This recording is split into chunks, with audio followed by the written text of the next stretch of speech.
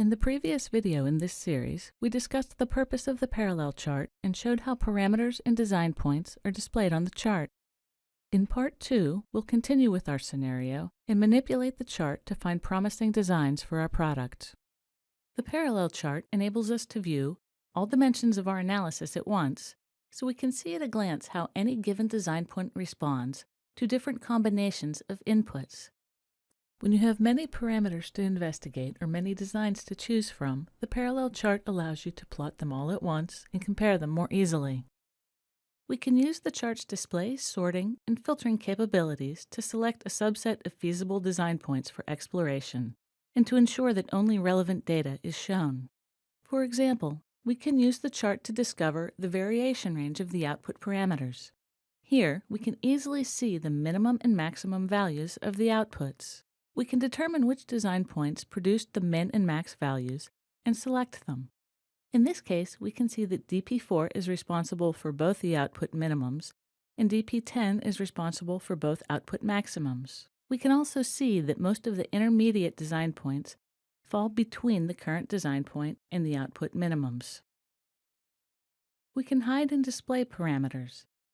If I don't want to see input P2, I can deselect it up here, and it is hidden in both the chart and the table.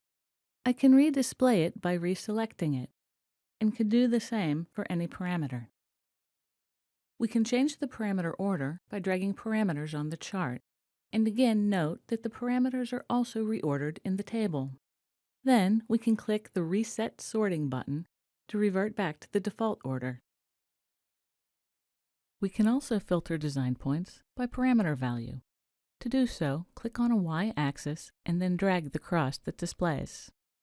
The box that appears, also called a brush, is the filter. Numbers at the top and bottom indicate the upper and lower bounds. We can resize the brush and can also move it up and down on the axis. To remove a single brush, click its Y-axis. To remove all brushes, click Reset Brush.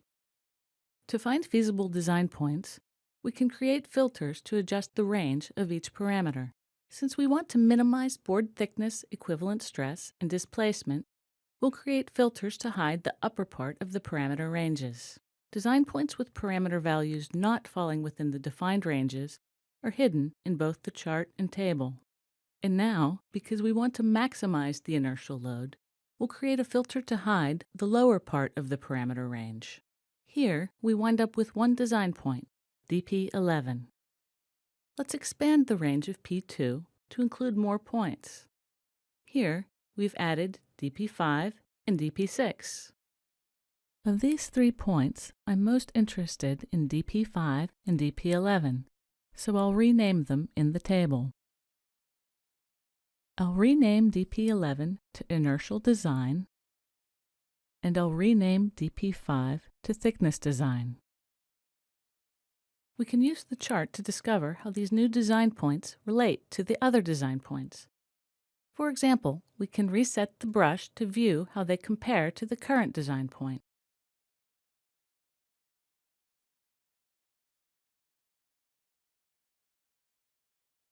Now, to view one of my proposed designs, we just need to set one of the new design points as current and view the results as usual.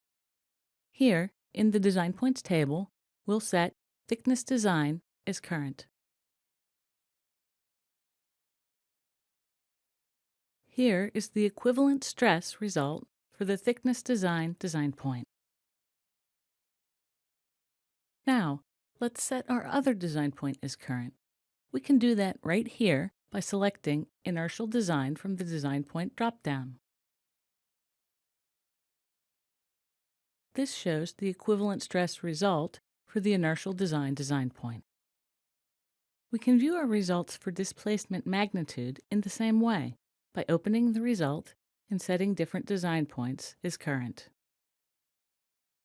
This concludes our demonstration of using the parallel chart of the AIM Design Points dashboard.